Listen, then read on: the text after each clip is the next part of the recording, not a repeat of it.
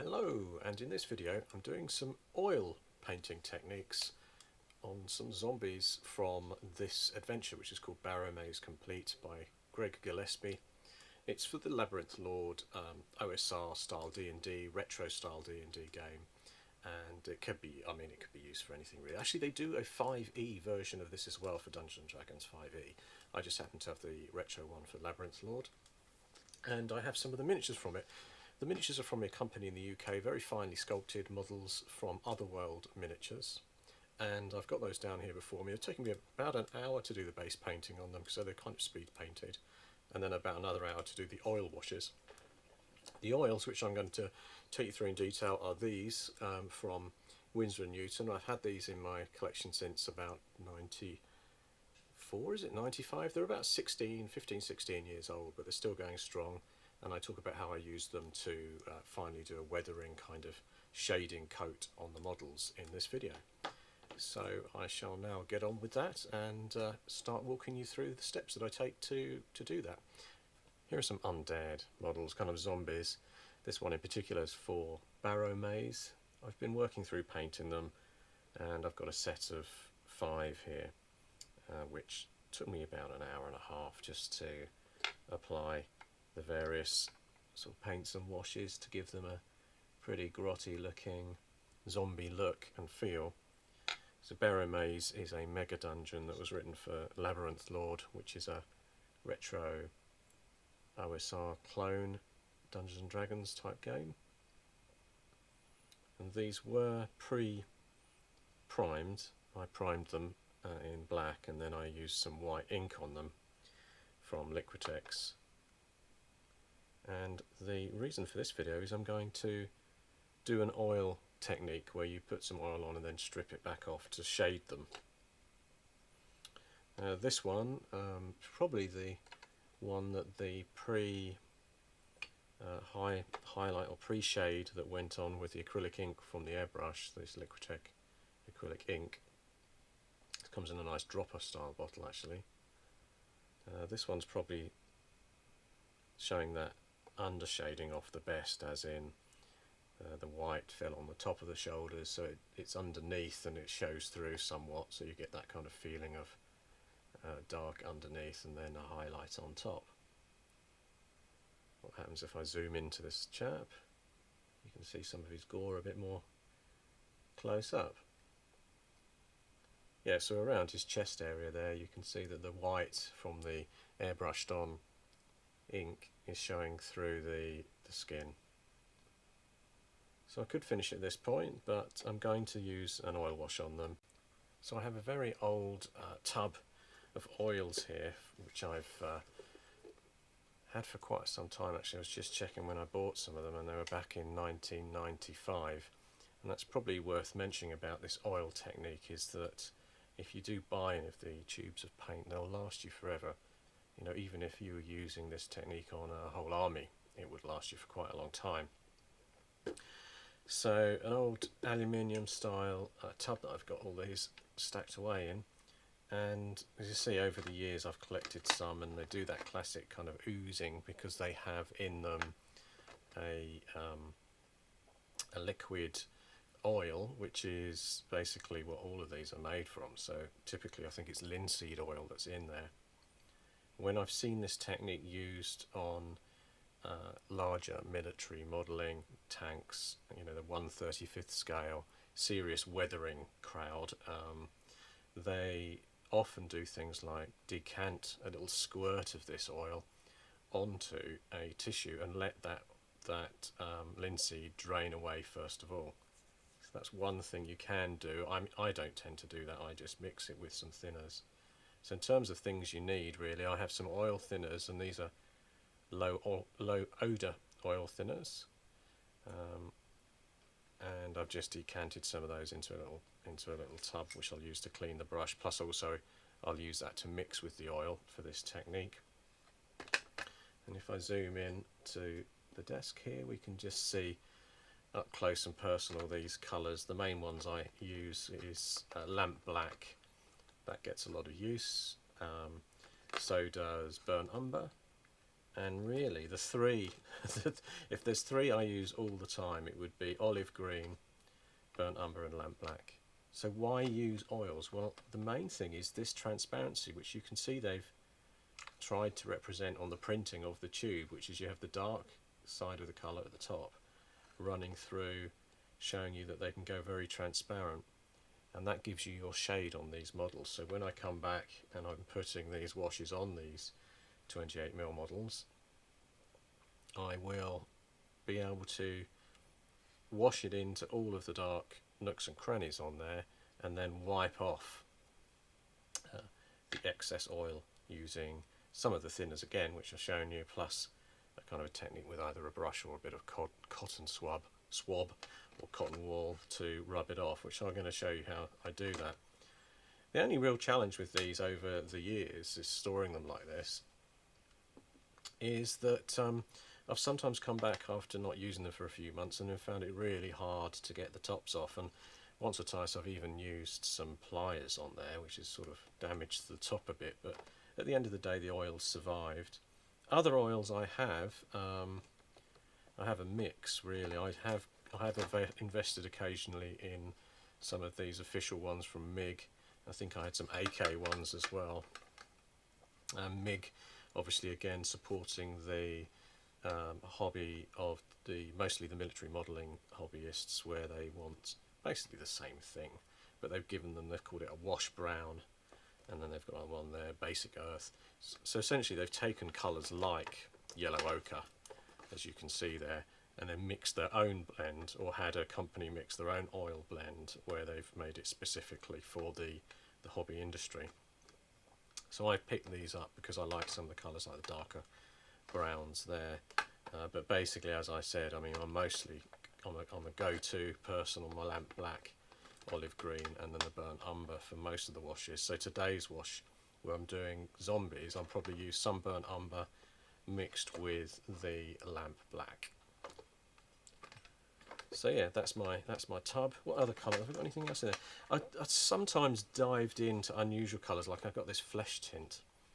I probably only used it once or twice, but it didn't do great for me. Used it once or twice because mostly you want to darken, because I'm using these for washes and shading rather than for an actual flesh tint. But that, I mean, these other things could work. I've got zinc white, and I've got a few other colours in there. A nice purple. I mean, and that, there's no harm in using something like a purple along with maybe the green on something where you did a model where you wanted to look sort of undead or something. A purple could work quite well, actually. Yeah. So, yes, I tend to invest in these. Price-wise, I mean, if you look at these ones I bought in, so that was 94. December 94 I bought the black. So it's 16 years old. And I paid for £2.80 for it.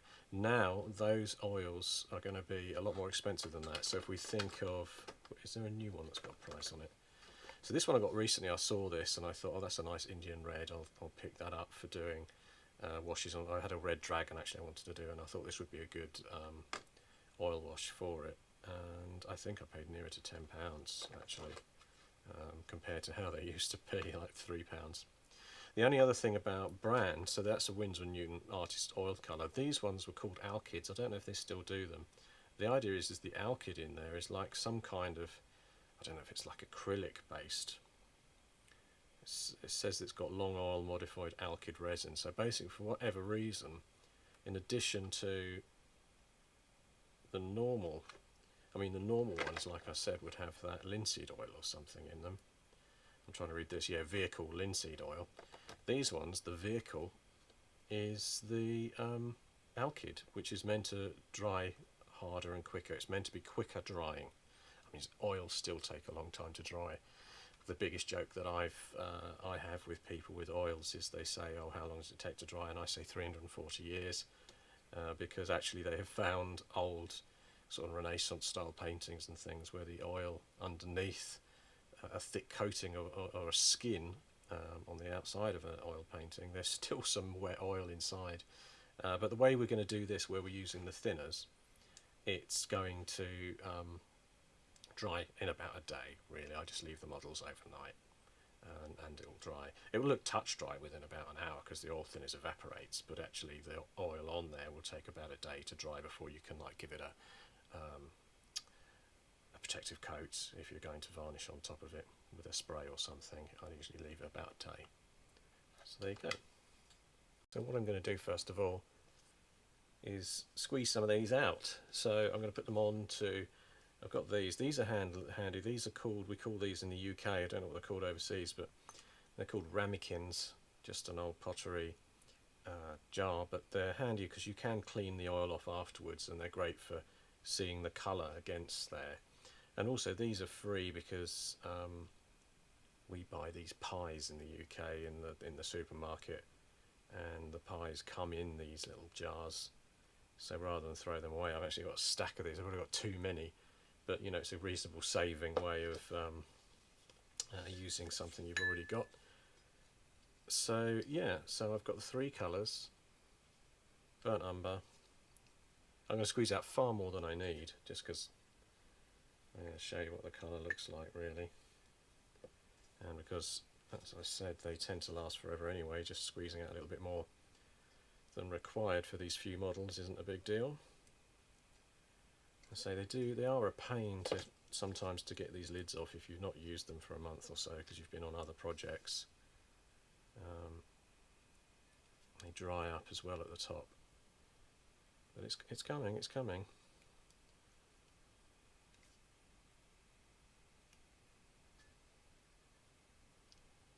Well, that one's taken a bit longer than expected to squeeze out the smallest morsel. I've obviously, if I was in maintenance mode right now, I'd probably do something to clear that out, but I won't. I'll just squeeze what I've got on there because that's enough.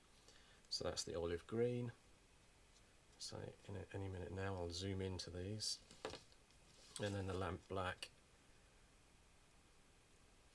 which is about as black as you can. Oh, there you go. So this one obviously doesn't have a problem in there at all, as in it's running smooth. Yeah, so a little bit of maintenance on these tubes would go a long way in terms of getting an old scalpel or something and prodding out the top, because if it's caked in the top of the screwed area in there, in the thread area, you can clean it out quite easily. So those are my three different choices for today's wash on these zombies, and let's get in close to the actual colours in here. So try and get in so that you can see these as close as possible.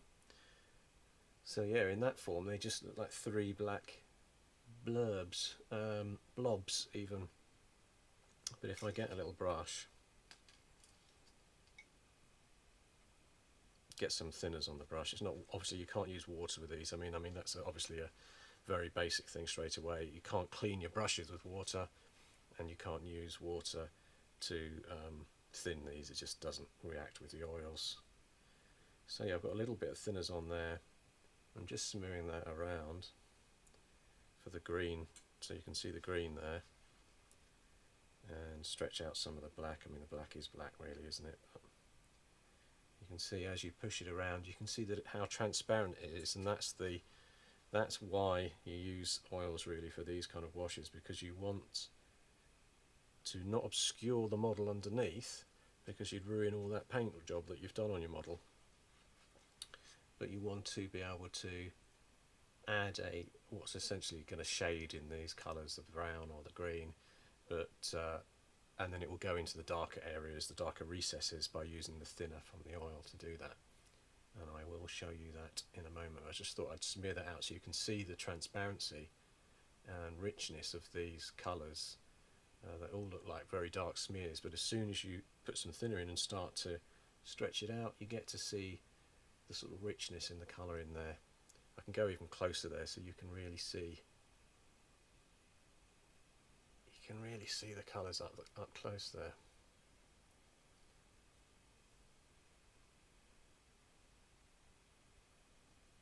So again, lamp black, olive green, and the burnt umber, which are a good choice. And as I say, 5 models I've got doing here, and that's probably about 6 times more than I'll actually need for these 5 models once you've thinned it down.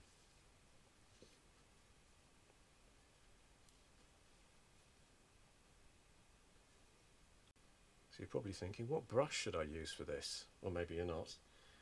But any brush will do, really. And it's one of those unusual things with brushes that over the years I've bought brushes from different brands. There's a De Larone. These ones I use all the time, these De Larone graduate brushes, because they're cheap and they do the various different sizes which I like. My fine brushes are always these. I mean, I've used these for about 15 years, the Tamiya Model Brush Pros. They have a really nice metal section at the top there, which holds in the brush itself, and they go right down. Occasionally I use this even to, they call it HG, but it's basically got the tiniest of points ever on the end of it. I will show you these close up. I just sort of go through the different brands. But these are obviously, interestingly, Tamiya do a range of paints for their sort of Gundam stuff. And those are kind of acrylic based, but they also thin with thinners, and you can thin them with alcohol. In fact, the Tamiya paints you can't thin with water. That's another one of those things. Even though they're not oil based, you can't thin them with water. You've got to use thinners, or the Tamiya brand thinners, with them. But these are great for acrylic painting, and they'd be fine for oils. But because I'm going on as an almost like a wash, I want a bigger brush, and I want one that's going to be bigger but still give me control. So I'll probably use this one. This isn't a vintage brush. I don't know how long I've had this. But it's a size 1, but it's a nice bulky size 1. I think it's sable. I think it's a decent sable one. Although I can't remember. But then again, oils, obviously natural sable was often used with oils. And I've got a whole batch in here. I've got a Citadel brush there. And more of these graduates getting bigger and bigger. In fact, the dog's chewed this one. But you see, that one's a size 6, and that one I just use for things like dry brushing. But I think I'm going to use this one because it's got a reasonable size. I'll be able to get a reasonable amount of the oil on it. And then the only other thing is if I'm doing the blending and mixing, just use a really cheap rubbish brush that I'm not going to use for anything else. So just a broken old one there. Again, how long have I had this? Probably 20 years or something, who knows. But it's so knackered, it's just like in the knackered brush range. But probably, yeah, it will do the job for me. I might use this old knackered for graduate as well, just for getting some of the thinners from here into here. You could decant using a little tube, but also, you know, for mixing, it's fine. Use an old brush, and then it's picking up enough of this thinner, because you want to be in control of it. You don't want to like pour in a load of thinner and then have such a thin mess in there that it's unusable. So let's see how that works out then. Basically, I'm going to use this graduate brush. Oh, and I'll just show off again the Tamiya style brushes. They're my sort of favourite for the fine detail. You can see how fine that little tip is there on their HG one there. And this one's just lasted me forever. You can see how caked it is. They're not cleaning it up very well there, but it's still a good point on that. After, how long have I probably used that one? 6 or 7 years. Still good. And it's sable as well, the Tamiya Brush Pros. So I'm just showing those off, even though I'm not going to use them here. And again, graduate brush, size 4, and I'll start to decant in some of the thinners. So I'm just sort of put a little bit of it at the bottom. So hardly any in there really. And then just start to pull in some of the colour there, and you can see the green smearing out. I said earlier actually I was mostly going to use brown and lamp black, but I will use a bit of the green in there too.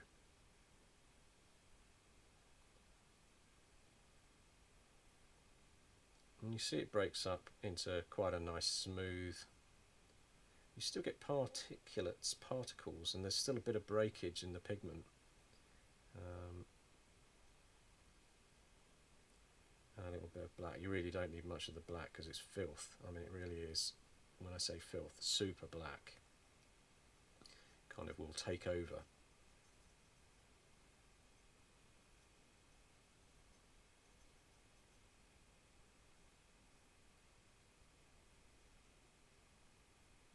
So that's probably as much of the black as I would use, because I want the brown to be quite strong, and the green. A bit more thinners in there.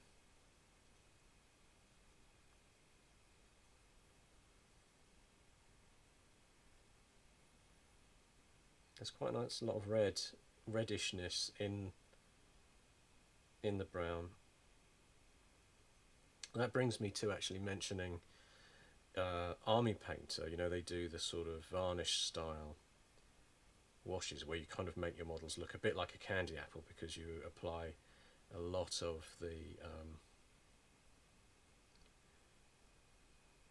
their kind of varnish, which is a combination of a varnish and a wash. They now do them as acrylics as well, and it's very similar idea, that you're putting it on and then taking off, except when you use the Army Painter techniques, the idea was that you'd flick the varnish off. So you'd put it on, it would go into the darker recesses of the model, and then it would flick off, rather than with the oils you're removing it yourself. That's the technique which I'm going to show.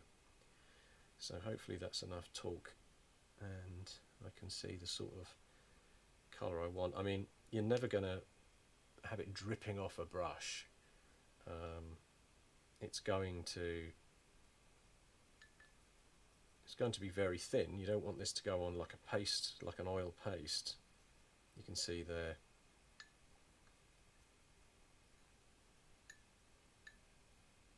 I've mixed it up, and say it will paint on. So in terms of it being a wash, the oil thinners aren't going to make it go on super thin, but it still needs to be a very thin wash, really. Trying not to confuse things too much there, but basically you can see when I push that brush in there generally how thin that is, and I've got a ton of it on the brush, so I'm just going to go for it. So let's zoom in a bit more onto the actual model, so that we're not zoomed in onto the stuff below, because you won't be able to see what's going on. But here we go. So it's just going on everything.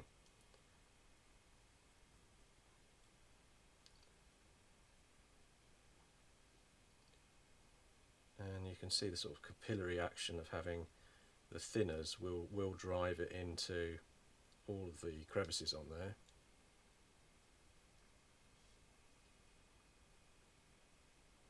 And it's so quick as well, you know, it's on there and it's quick. You could leave it if you wanted to, but once this has dried a small amount, I will be removing it from the model. Well, removing most of it. And I'm quite happy to do it on the stone base work that I've got on there as well, because that needs a bit of a shading too. So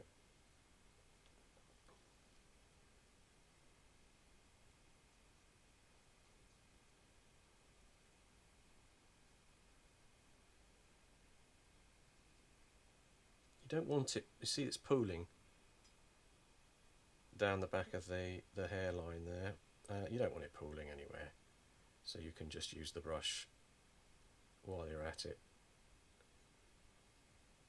to pull off the pooling. There you go, it's nice and shiny. And now I just need to repeat that process with every one, which I'll do, because I should be able to do that quite quickly.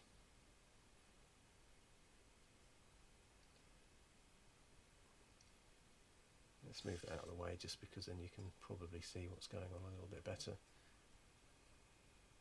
because the camera will be focusing in on the white in the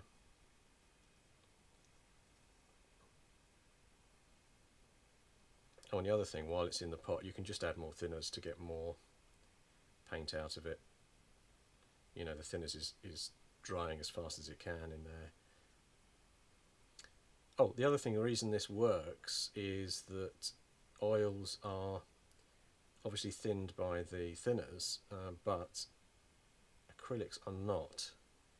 So you don't end up with any acrylic being pulled off by the thinners. You've got to be careful though, because I mean, any moisture rubbed hard onto a model will attempt to pull the paint off. but I'm not rubbing hard obviously there, I'm just letting the oil run in, and yeah, so it looks shiny when the once the thinners, the oil thinners have dried, they will dry matte, but you might get the odd little shine from a patch of oil or something in there, but it's generally going to dry matte. And I protect with a dull coat of varnish, matte varnish, when I'm done anyway, after a day of letting them dry.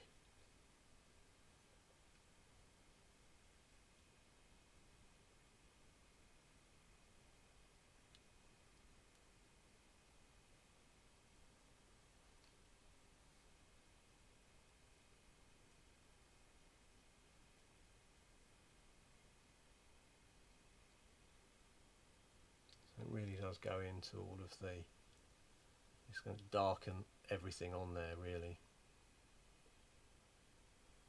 Just missed a bit on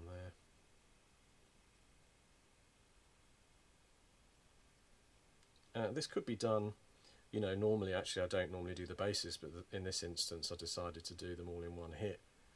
So you don't need to use this all over a model on every part of it if it wasn't suitable to whatever project you were doing.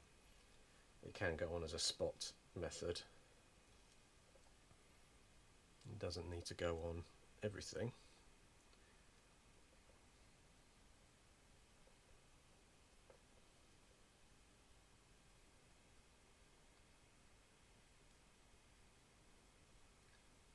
I mean, it is really generally very good for coverage. You can see I'm splattering the desktop a bit where it's flicking off because it is very thin.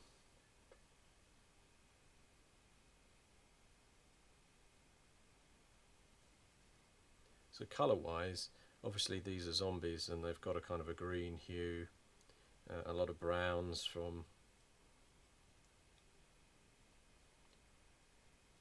on their on this guy's loincloth and various other details like that, which means that this colour combination's fine for them.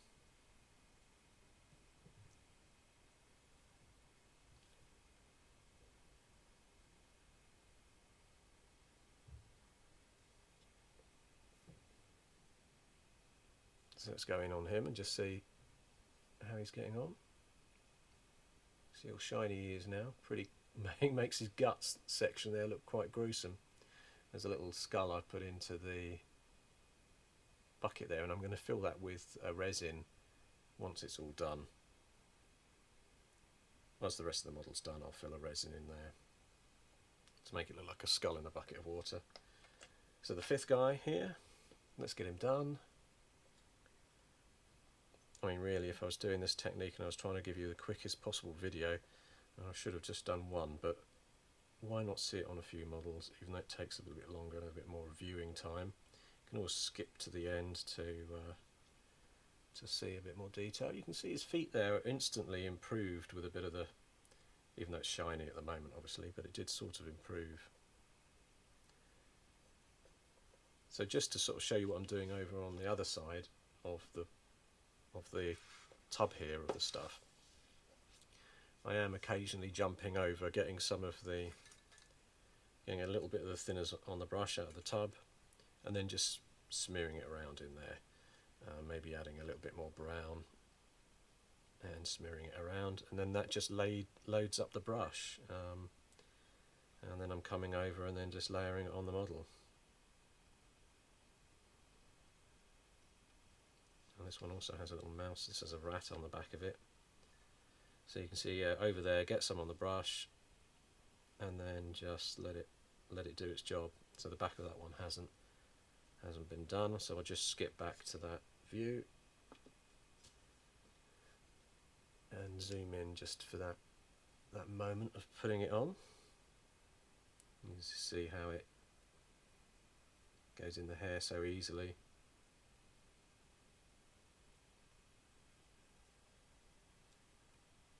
So this is the main thing now. How long do you leave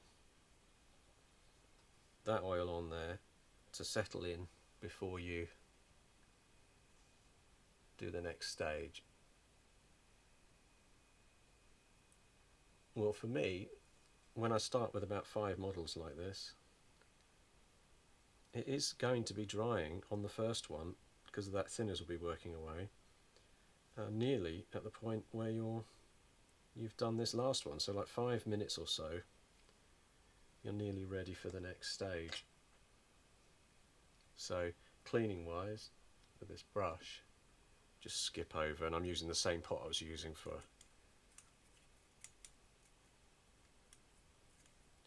the thinners. I probably decanted too much thinners in there really. I didn't need much, but because I was doing the video, I just sort of show you enough. But that's now like a clean brush really. I'll just show you again, just close up, wind up. You can see how much of the oil's come off. This is an old knackered brush as well, but yeah, that's nice. That's running sort of clean on there, and just dry it on a tissue. In fact, once that's dry, this brush would be fine for acrylics, for anything, because that oil thinners will just dry out of there after it's cleaned it, and you're fine. So in terms of people saying, oh, oils are really messy, yes, they are. Don't listen to me. Yeah, they are messy. Look at that gunk in there, but and you see how dry it's drying already, where on the base there, that thinners is drying it out. So to clean this out, you could just smear this out with a cloth and then use a bit of thinners on a tissue paper as well, and then reuse this. So you make sure you get reuse out of your pots and things. But it's certainly, they are messier than normal paints, but as long as you're using the thinners, you're fine.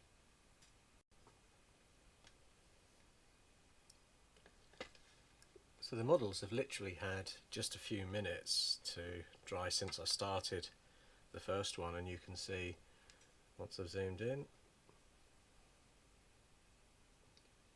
you can still, they're still quite wet, but they will have already started to dry in places on there.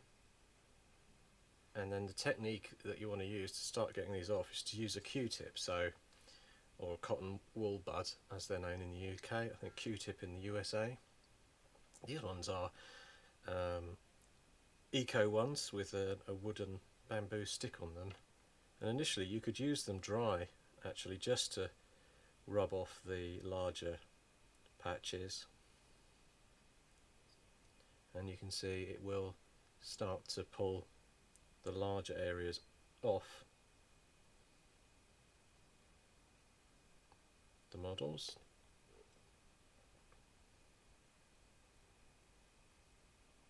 You've got to be careful you don't, these ones with a lot of tiny fine detail on will be fighting to tear at the cotton wool bud a bit, but it gets the larger pools off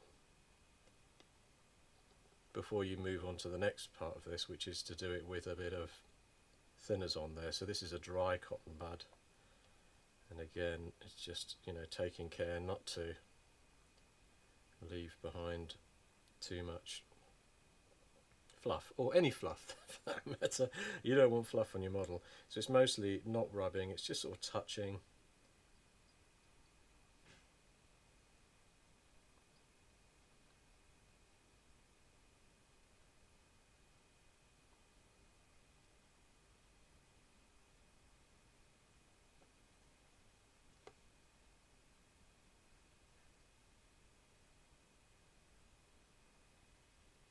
A little bit of rubbing on there. Well, you can see what I'm doing.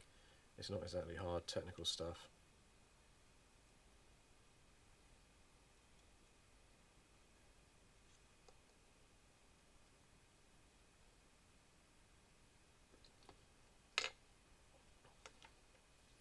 I mean, you could use the same one. I've moved on to a fresh bud now, so I don't want it to get too fluffy.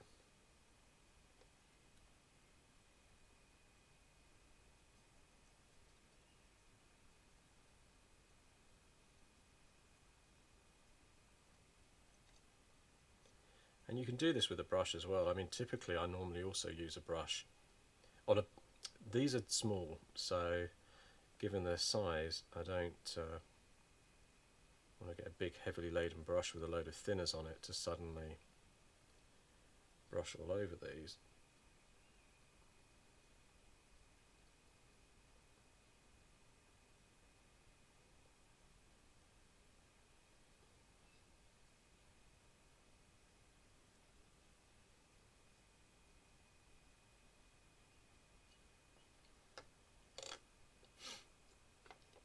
So I'm going on nice and easy.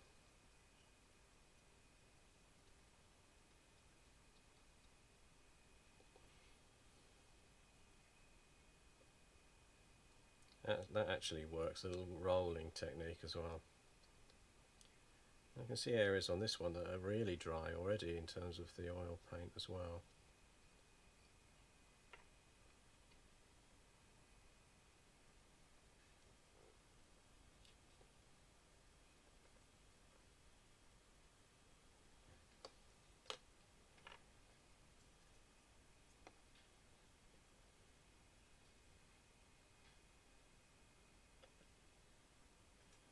You see it has pulled it nicely off his trousers.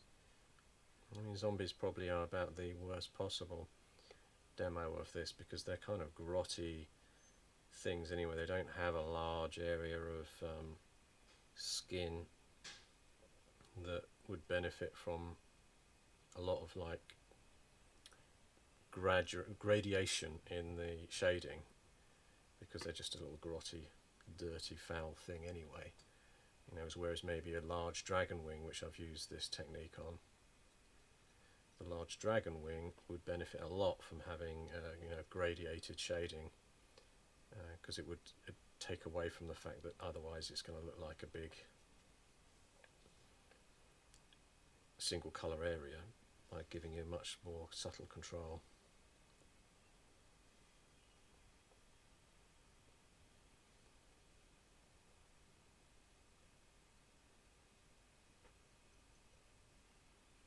Yeah, so the trousers are probably the only thing really, given that the flesh is quite normal, that you can see how the shading is on there. That unfortunately, while it's still gloss like this, you'll not really see a lot of the result, because the camera's just picking up a shine from what would be a recess or a crack or a dark area, rather than it picking up a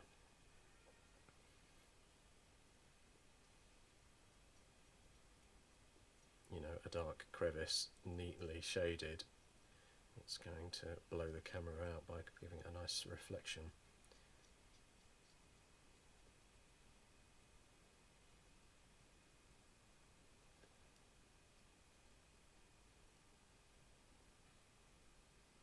Get some nice fluffing out a bit there.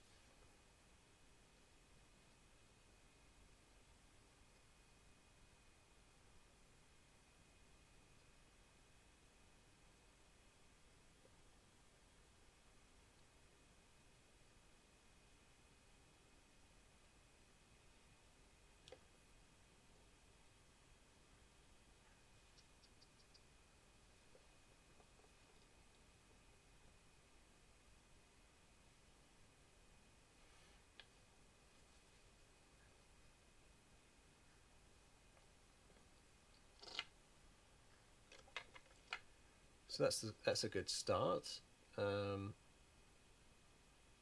Grimed them up a lot. So now what I'll do is I'll take a controllable brush of some size that I can smear a bit more off by using thinners. Now I'm going to use the thinners that I cleaned the brush in, even though there's a very faint amount of coloration on them, but it's so small that it's going to still, still going to clean off. So you end up being able to sort of still rub off.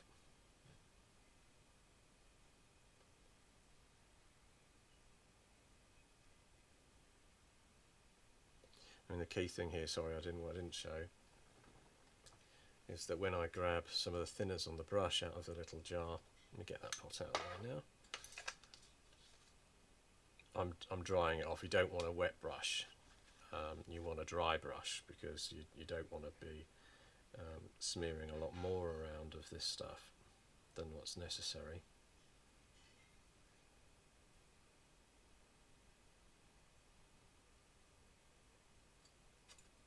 By that I mean that if you put a lot of thinners on and load up the brush with it, when you go on here, the thinners will just rush off the brush, go into all of the indentation, and you're going to end up almost doing another wash over the whole thing.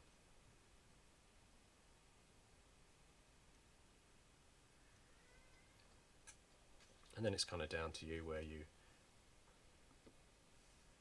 you use more of this moist, well, damp, not moist, damp, to take off the higher levels. You know, what do you want to expose and leave, and essentially rub the oil completely off, and what do you want to leave as the oil behind on, because you're rubbing it off. So on the hair there, again, a little bit of thinners on the brush, completely, nearly take it completely off, and then rub against the top, and it's going to strip off all of the oil, as you can see on the top of that hair. And again, while at this stage things are still wet in some areas, it's going to, the technique's not going to look as good as it will do once it's dry, which I'm going to show. I'll show these when they're done at the end of the video. So that was a good bit there. I enjoyed that bit, as in I was pulling that off the bone area, and it did neatly kind of then expose a pale bit from underneath on my paintwork underneath, which you can see in the previous video. I'll call it a part 1 and part 2 of this, so you can go back.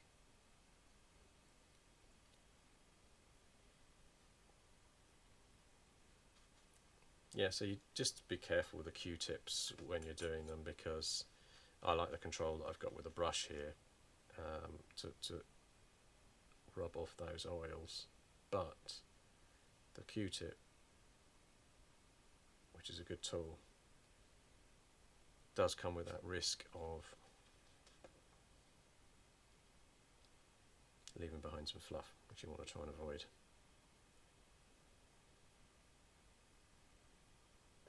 Yeah, so I was just going over the purpley, reddish, gory infection that this infected zombie thing has, just to, again, leave some of the highlights. So that's him, probably worked him enough now.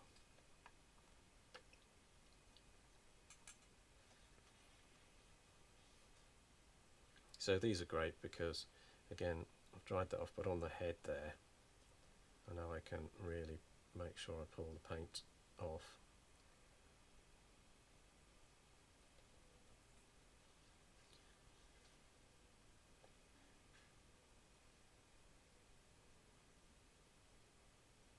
And on that chest bone.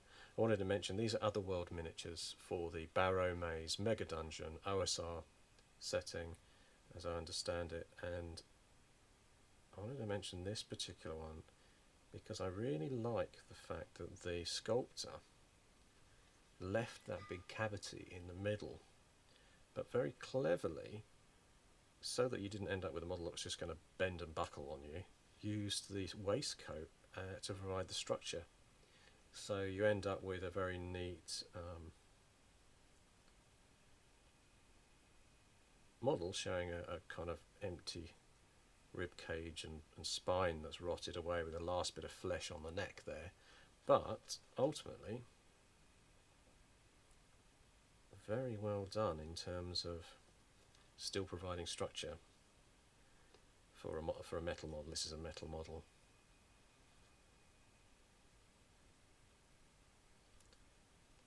So things will be drying now, generally, as we work on here now. But the thinners will still, at this stage, for probably a good 20 minutes or so, the thinners are going to allow you to pull off the oil. Probably even do it the next day, actually, but generally it's harder to remove them as time goes on, as they properly dry. There is a point in time, I don't know, probably 2 days, probably a day, I don't know, where the oils are going to be so hardened on there that the thinners will have a hard job getting it off. You could still probably pull off whatever oil is on there, but you know, be hard work, and potentially you could damage the model.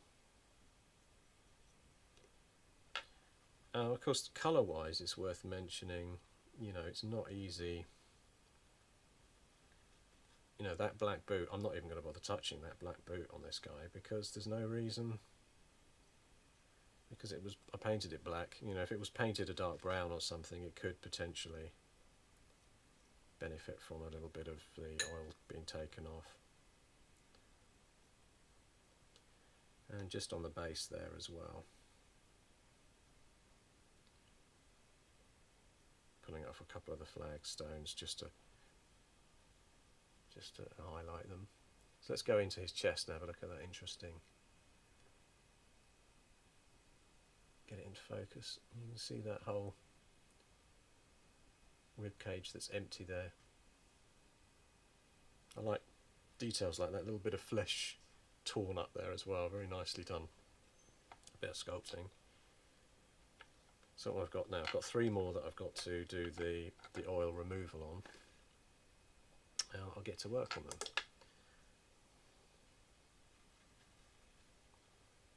Or did I do these ones? I think I've done this one. Oh no, maybe I didn't.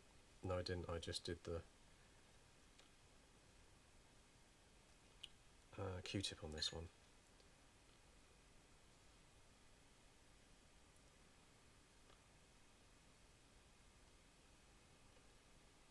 This one I painted some reddish and more reddish colours around the face and things, because I thought, okay, so he's a zombie, but he's a zombie that's maybe a little bit more freshly dead. So I wanted the skull and everything to look sort of pretty grim, like the skull's coming through, the bone is coming through, but some of the flesh has already flayed off. So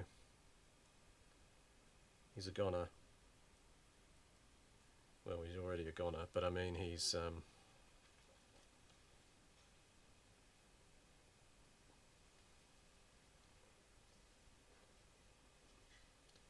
rotting. He's rotting away. My mind just went for a moment there.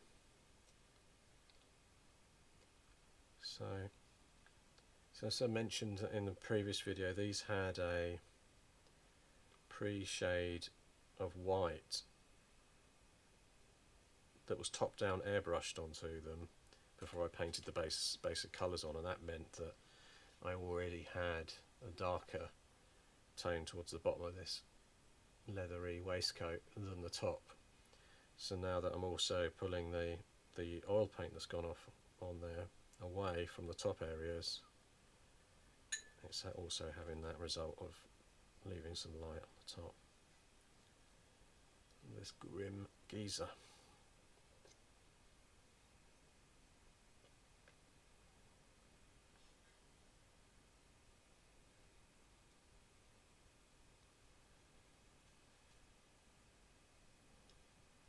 And just a reminder again,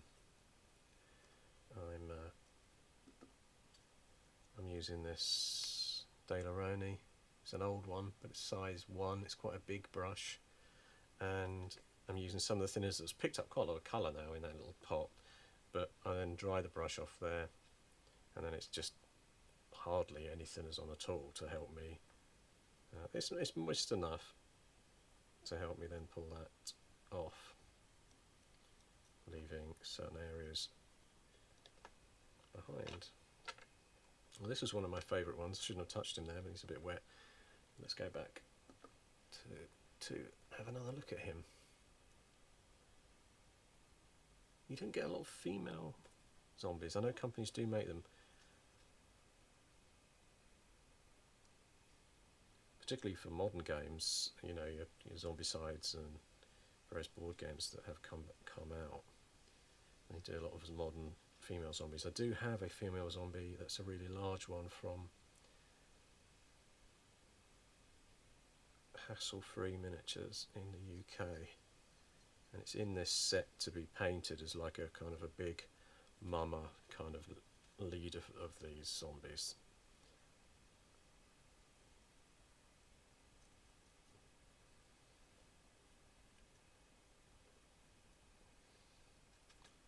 So again, on the back, the pre-shading that was done with the Liquitex acrylic ink means that his higher shoulders and things had more white on them before the base paint went on, and therefore again pulling the oil paint off using this technique of thinners, pulling off the recently painted on oil paint, means that it kind of does give him a nice sort of highlighted shoulder area, knowing that I want less of the oil covering that when I use this to pull it off.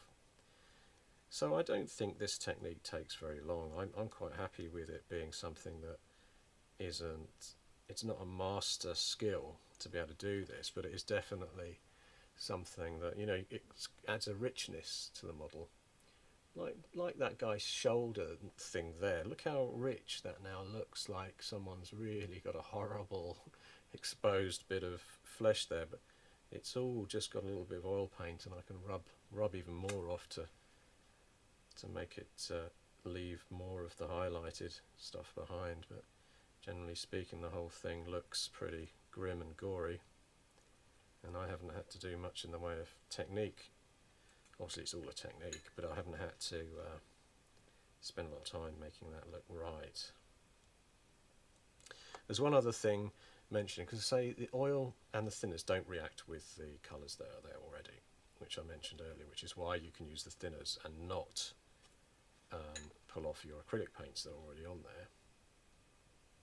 But I'll tell you what you don't want to do is go back and do this again, because say if you went a day or so by now and then went, oh no, I'll put some more oil on, and I'll tell you what, it will all blend into one, because as soon as you put the thinners on, as I said before, it will attempt to pull the oils off again.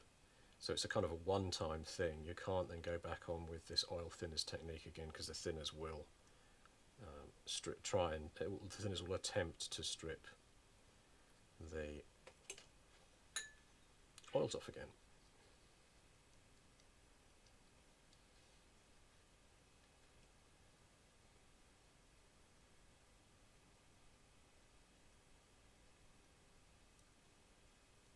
Yeah, so what I was going to say was I'm going to use some gloss. I'm going to dull coat them so they're done in about a day or so, and then I'm going to use some gloss on some of these gory bits, like a gloss acrylic, and just to make it look like this sort of dripping gummy things are coming out of them, which will seal the deal in terms of making them look pretty grim.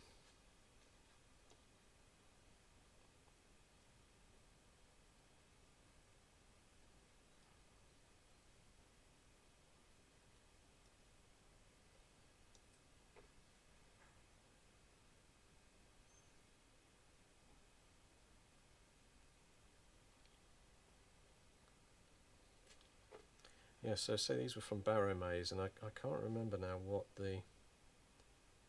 these are called, but they're a kind of a character in the book Barrowmaze Adventure, and they have some kind of weird infections growing out of them. So I've done it a kind of a purpley reddish infection. So it's not just that they're zombified, they're also sort of infected with something too. I haven't read enough of the Barrowmaze book to check, but I think it might be something. It might be an infection they can pass on to a player as well. And if there's a fight and you get the infection, you risk turning into some of these yourself at some future point.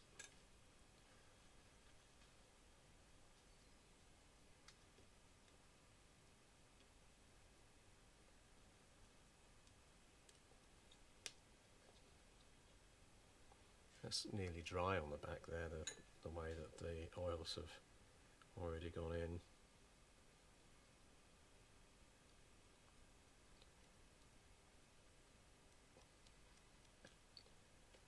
But still sort of work at it. I mean, one of the things with this technique, obviously I'm judging my own work here. You know, I've used this technique for years. Primarily learnt from... Actually, the interesting thing was when I first started this, I didn't learn it from the military modelling people, although I did later on learn more about it by reading some military modelling books where they showed the technique on tanks and things, where you were sort of essentially putting the oil on and then removing it, or removing some of it on the highlighted areas for weathering and things. When I first got oils, I learnt it from a guy in Brighton, in Sussex in the UK, who ran a hobby shop selling, you know, everything from Dungeons and Dragons to Games Workshop books, independent store. And he did it, but I'll tell you what, he did it where he used a sponge and he literally painted the oil on, a lot of it, almost doing all his shading for him. So it wasn't like me here where I've practically painted this model already with some pre-shading done. He was basically full on oils from the start to finish. Somewhere or other I have one of his miniatures that I bought which has that technique. I'm not going to be able to find it now.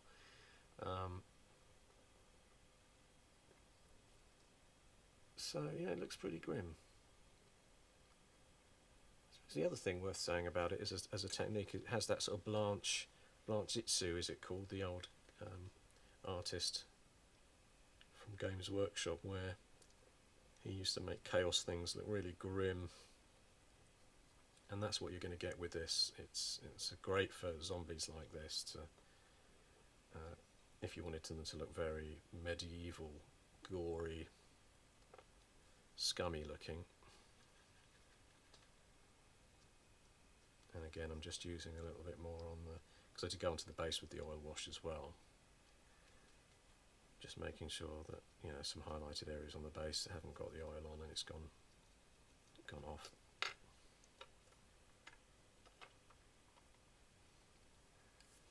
So there they are. I will add a better photo soon. Okay, well they're mostly done now. So the only final thing that I did after that oil wash dried off is I did use the Tester spray lacquer. It's a dull coat, a bit of an old can I've got here. I've got a few of these that I pick up when I see them available in the UK, because it's an American brand. You don't often see them over here, so that's what I sprayed them with outside, and then they've just dried off. Oh, and there's finally the only other little final touch is the bases themselves got just a paint of black, slightly thinned down around the edge, and that dried off before I sprayed them. So the oil's gone on, and used the oil thinners to pull off the excess, and then once they were dry, used the spray lacquer. There's only two things really I want to do now, so I've still got the oils out that I was using, and one of them is to fill up this bucket. This particular one has a bucket which I'll show you in detail, but I'm going to use the green stuff UV resin. I'm going to pour that in there, and then I'm going to blast it with the UV light. And where some of them have the sort of guts and stuff hanging out, these zombies, I'm going to use a little bit of this Mod Podge. This is a Super Gloss Brilliant that they do, and it's quite thick. It's a super thick glass-like finish, and I'm just going to paint a couple of little blobs of that onto their sort of guts that are hanging out to give them that kind of permanently slightly glossy, gory look. So let's zoom over to the desk, just have a look where we got to on some of these. So like this one here, now that he's matted out, so I'm getting into actual focus. Yeah, he's looking quite good. And this one, I mean, they are what I would call speed painting, even though they obviously took quite a long time. They only took an hour an hour and 10, hour and 20 minutes maybe to paint them from their primed status. Obviously as models they take longer in terms of all the cleanup and all the other steps, but actual painting it took about an hour and a half for 5 models, plus maybe another half an hour to 40 minutes for the sort of oil work and things to go on there. So that's pretty quick. So of these last couple of steps, I'm going to add the UV based stuff from Green Stuff World, UV resin. I'm going to pour that into that little tiny tub there. Who knows what's going to end up like, but it's quite a good thin pouring process, if I remember correctly. It's kind of goopy, so let's give it a go. Here it comes.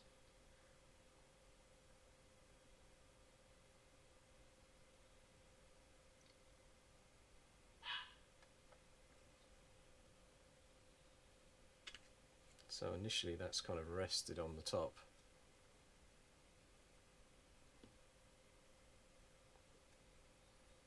What I'm going to do, because it doesn't need to fill it, what I'm going to do is it's now beginning to drop in, and I'll just hit it with the UV light now, and that'll mean that before it even sort of pours down to the bottom of the bucket, because I just put a large blob on, it will harden in that position. They say, I mean, when I've done this before, this UV stuff is only really needed like 10 or so seconds to harden. It will harden in normal sunlight as well. I'm seeing the UV colour much more strongly than you are. You're probably just seeing a tinge of bluey light on there. Yeah, but as I was saying, it will harden in sunlight as well, or even inside under normal lamp conditions.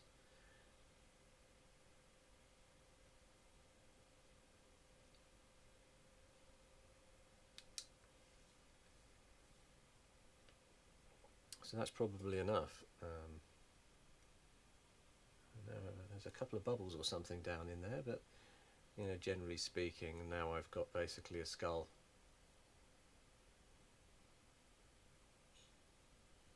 In there with a little bit of liquid. It's by no means perfect. I can see two. I think I can see two little bubbles in his skull eye sockets, but you know, it's only for a bit of fun on there, so that's fine by me. Just a little hint of gloss on top of the bucket, really. And then the other bits and pieces I was going to do include using some of this Mod Podge, which is the Super Gloss Brilliant. I've got an old brush because it will wash out with water. It's kind of water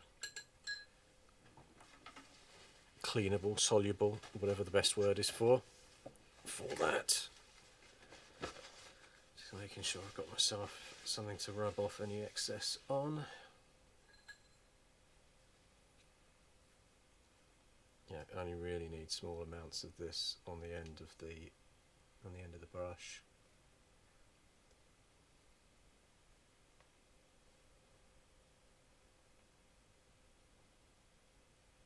If you see the guts there, I'm just going to put, I don't need a lot on the brush, but just need a little bit, dab it over some of the gore bits, and that will dry completely gloss.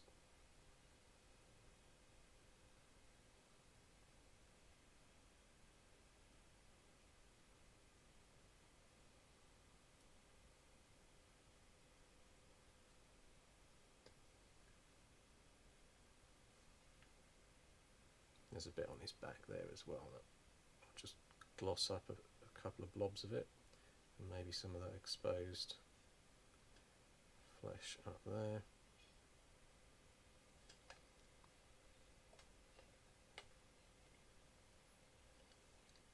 Same thing on some of the others.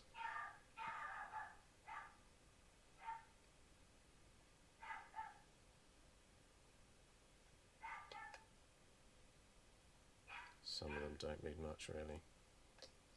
Dog's going wild.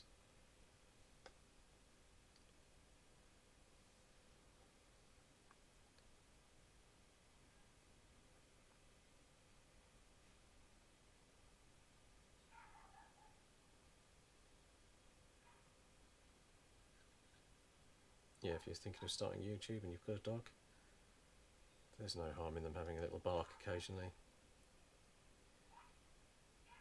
Albeit they may feature on your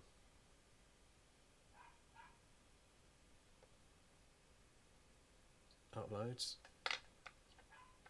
So again, it was just small amounts of that too. I don't want huge gloss models, I've just dull coated them. I might put some on the edge of the blade and where there's some blood on the blade as well there.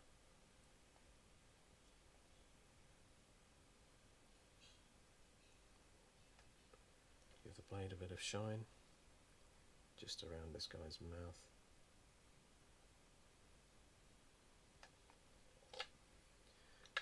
Two more left to do.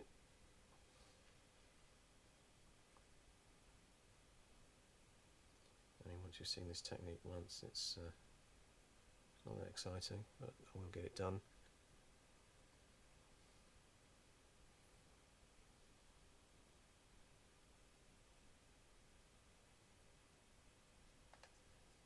So it's a huge brush, isn't it? It's but I'm not worried about just catching just one or two little bits. If it over smears a bit, it's just a little bit of body juice that's gone a bit further than it should have. I think that's it. I think him. Just zoom in so you can just see.